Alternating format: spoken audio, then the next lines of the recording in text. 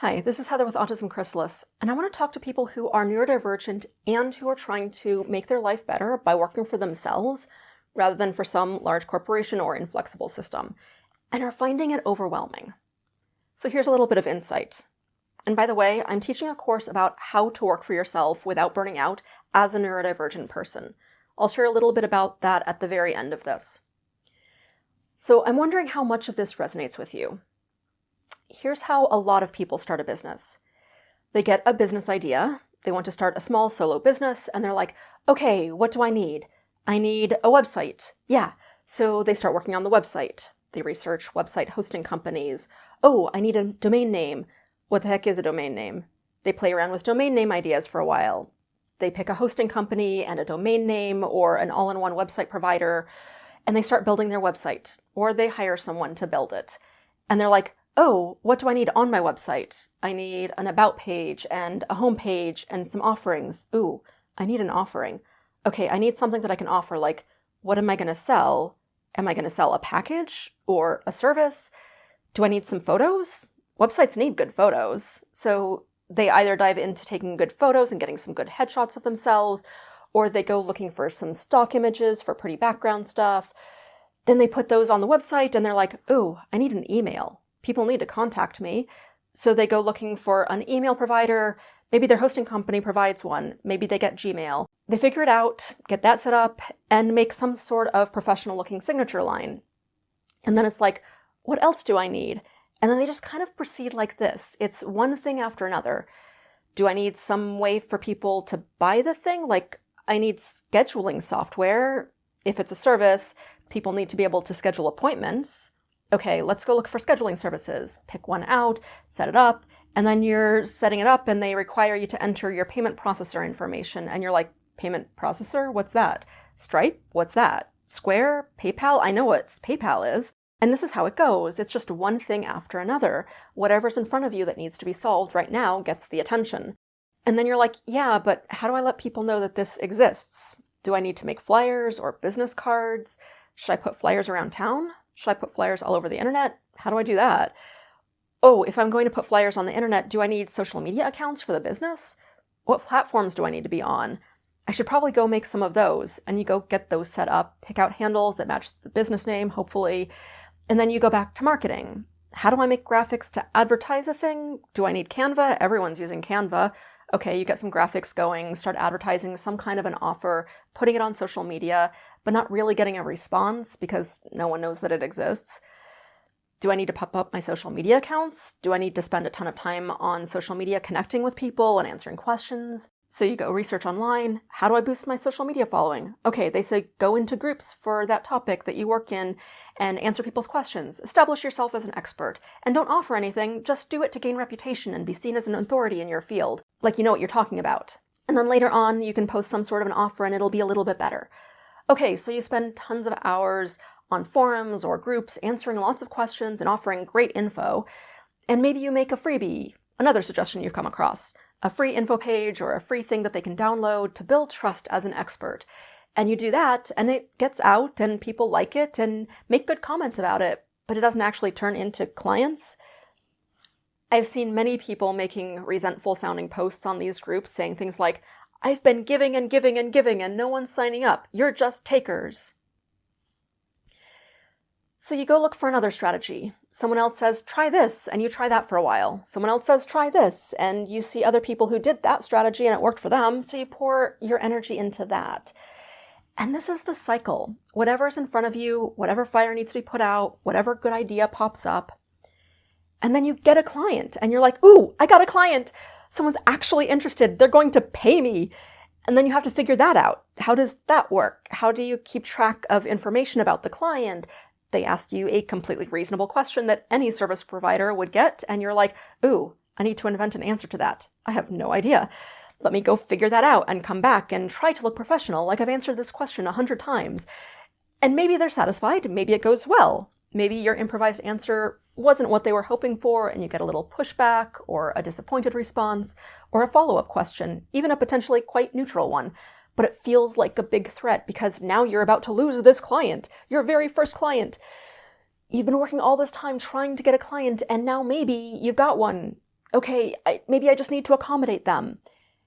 And you take away from that experience that you just need to be more flexible. You need to accommodate your clients because really you just need a few paying clients, or even one paying client would be great. So when you get someone who expresses interest, you're like, all right, I need to bend over backwards. I need to be more available, more receptive, more whatever it was. And this is kind of how it goes. You get a few more prospects. Eventually, some of them turn into clients. Things work out. You figure it out as you go. You build systems or procedures piecemeal. They work well enough. They solve the problems you've got at the moment. But what you're doing is building often unnecessary procedures. And here's the thing. This is fairly normal because you've never been taught what you actually need and what you don't need. You've never been taught this in a systematic manner. You don't have any kind of list of what to do, what you don't need to do, why, in what order, and whether any given thing is even relevant for you. And if you do find some sort of list like that on the internet, how to start your coaching practice or massage therapy practice or meditation practice or how to start your own small business, it generally doesn't really apply to your business. Even if you find ones that are more industry specific, where it's a known industry and someone's created a list, that's probably going to be more helpful. But I'll bet you anything that those lists, even the helpful ones, aren't really going to set you up with the systems for how to run your business. They're just going to give you a list of things that you need, not procedures, not tying things together, how this influences that and how that influences this other thing. You're going off and making it up, more or less trying to replicate what you've seen in other businesses, because that's your only model. The businesses that you've worked for, or the businesses that you've been around, the business advice that you find on the internet. And it's not necessarily that any of that is bad business advice, but it's not built for a neurodivergent brain, or a body with fluctuating energy capacity, or chronic health needs, or different goals. When your goals aren't to scale as big as possible, or to build a multi-million-dollar business, or to make 100K within 6 months, when you just want a little side business, or something that might support you eventually, or a side business that will work while you keep your main job, it takes different structures to get there. And this is kind of how business proceeds, because it's hard to get out of this cycle once you're in it.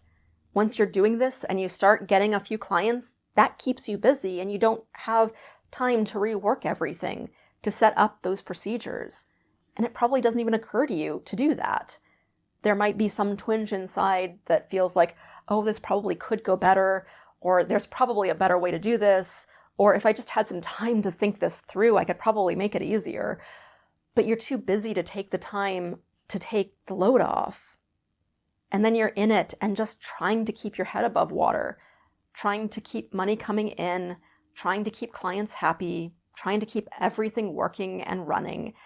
And it is running, sort of, but it's just on a different treadmill than the one you got off of from corporate life. Instead of being on the rat race, you're on the hamster wheel.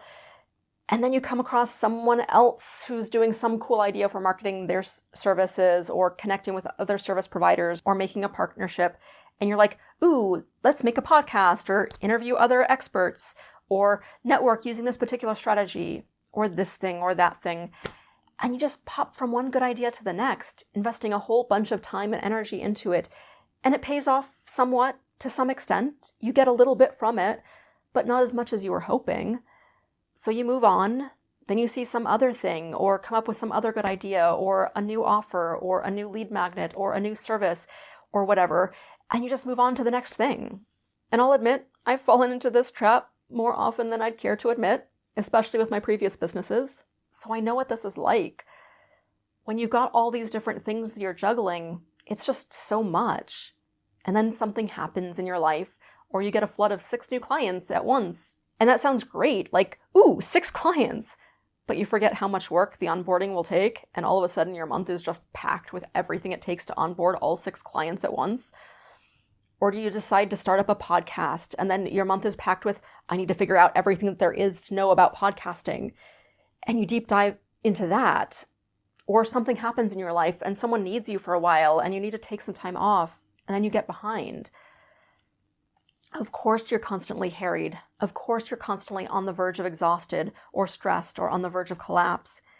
Because you never stepped back. You never got intentional about building the systems that would support you. This is not intended to be a criticism, simply a description of what's happening. And I'm not immune to this. I've done this with multiple businesses.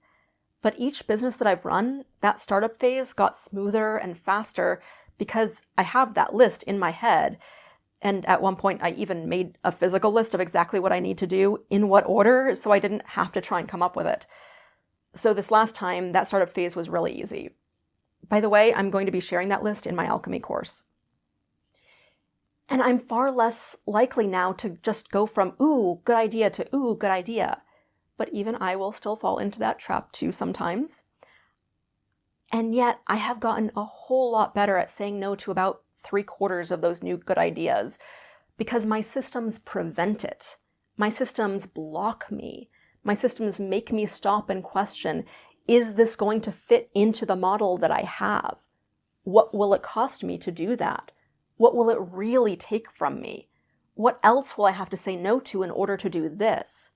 Do I already have something that's working and I don't need to do that? And so in my current business, I've been really intentional about building those systems from the very beginning. And at several points, I've taken a step back, recalibrated, and fixed some things that I saw going a little bit haywire before they got too far off. And that has made a huge difference for me. That's what this course is intended to do, to help you build a business with actual systems from the start or from wherever you are in the process, so that you're not jumping from shiny new idea to shiny new idea, or just dealing with whatever's in front of you, or building procedures piecemeal that don't actually work together, so that you're not constantly on the verge of collapse, so you can actually step off the hamster wheel. There are 7 elements to doing this, and when you do them in the right order, it's designed for neurodivergent brains and bodies with fluctuating capacity. What I want to share in AuDHD Alchemy is how to be intentional from the beginning or from wherever you are, and how to step back and recalibrate before things go too far off. How to build systems that prevent that desperation cycle instead of just reacting to whatever's in front of you. AuDHD Alchemy is about how to work for yourself without burning out as a neurodivergent person. We start May 2nd. There's a link in the description, or go to autismchrysalis.com/alchemy. Hope to see you there.